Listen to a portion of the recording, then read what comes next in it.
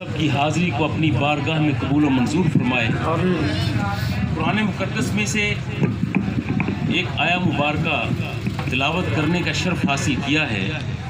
اللہ رب العزت نے ارشاد فرمایا النبی اولا بالمؤمنین من انفسہم، میرا خاص نبی، میرا محبوب نبی مومنین کو اپنی جانوں سے بھی زیادہ محبوب ہے۔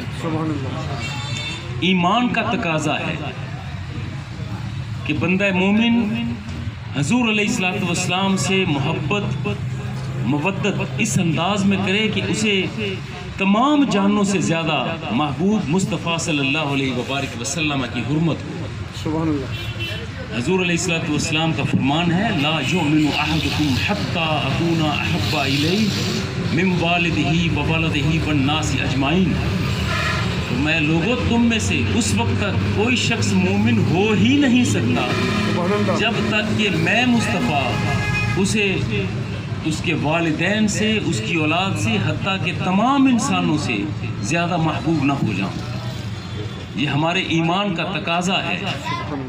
یہ ضروری ہے کہ جہاں حرمت رسول ہو، جہاں محبت رسول ہو، تو وہاں پھر دنیا کی کوئی محبت وہ سامنے نہ آئے، دنیا کی ساری محبتیں پیچھے ہوں، مصطفیٰ کی محبت آگے۔ سبحان اللہ۔ نعرہ تکبیر، نعرہ رسالت، اللہ محمد چار یار حاجی خواجہ کتب فرید، حق فرید یا فرید، حق فرید یا فرید، حق فرید یا فرید۔ حضور علیہ السلام کسی خاص قوم، خطے اور ملک کے نبی نہیں ہیں۔ آپ کی نبوت اور رسالت کا دائرہ پوری کائنات پر محیط ہے۔ آپ کی رحمت کا دائرہ، آپ کی رسالت کا دائرہ، آپ کی نبوت کا دائرہ، اور پوری دنیا کے تمام مخلوقات اور اس دنیا اور دنیاؤں کے اندر رہنے والے تمام جواہر و عوارض، وہ تمام ان پر لازم ہے کہ حضور علیہ السلام کی تکریم کریں۔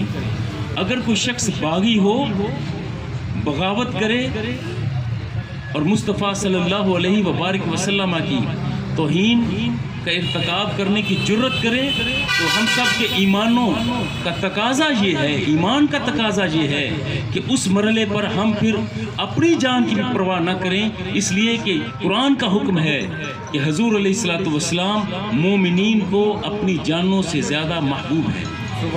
اور یہ اصول بڑا واضح ہے کہ جو رسول اللہ صلی اللہ علیہ وبارک وسلم کی غلامی کا قلادہ اپنے گلے میں ڈال لیتا ہے تو اس کی شان، مقام اور مرتبہ دنیا کے بادشاہوں سے کہیں زیادہ ہوا کرتا ہے۔ النبی اولا بالمؤمنین من انفسہم، کہ حضور علیہ السلام مومنین کو اپنی جانوں سے زیادہ محبوب ہے۔